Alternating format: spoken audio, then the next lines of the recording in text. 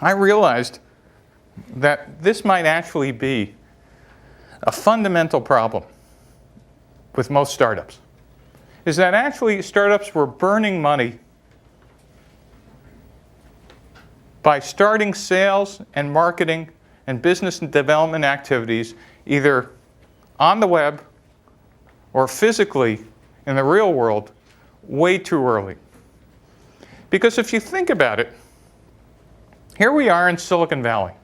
At least those of us physically here, not those watching on TV. But for those of us here in the Valley, we take technical risks with products all the time. Investors put huge bets on all of you to do innovative things. Anybody have any idea what percentage of startups fail because their technology fails? Any idea? How many think it's over 50% of startups fail because the technology didn't work? All right? Over 50%. Over 25%. How many think it's over 25% fail because technology doesn't make it?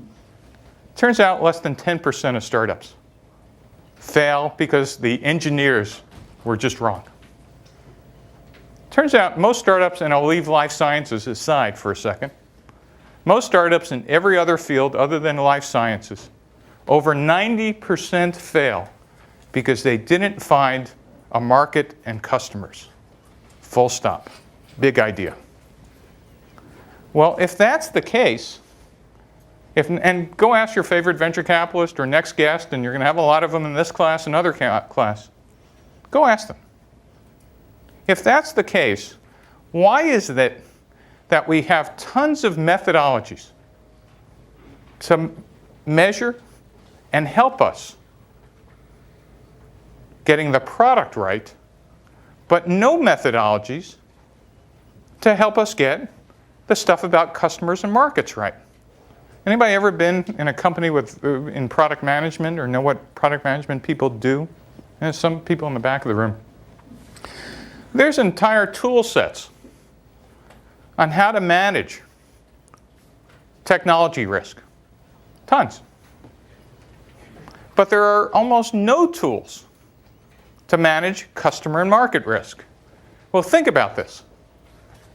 You're an entrepreneur. I have a great idea. Good, let's go build it. Oh, good, let's go raise money. Oh, let's go sell it. You know what the next step is? Oh, we're out of business. Because most of us grow up reading these wonderful stories about all the people who made a ton of money at Google and Facebook and other companies that, these are great examples. Do you ever notice they don't bring in the people who you didn't hear about? Because you wouldn't come.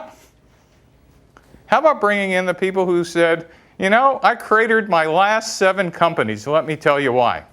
You'd go, well, I don't want to be one of those. I want to be Google and Facebook. That's whose presentations I want to hear.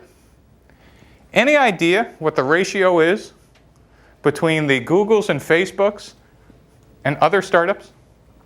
You know how many companies fail every year in Silicon Valley?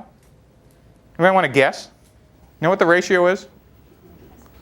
I'm sorry? Over 1,000 to 1.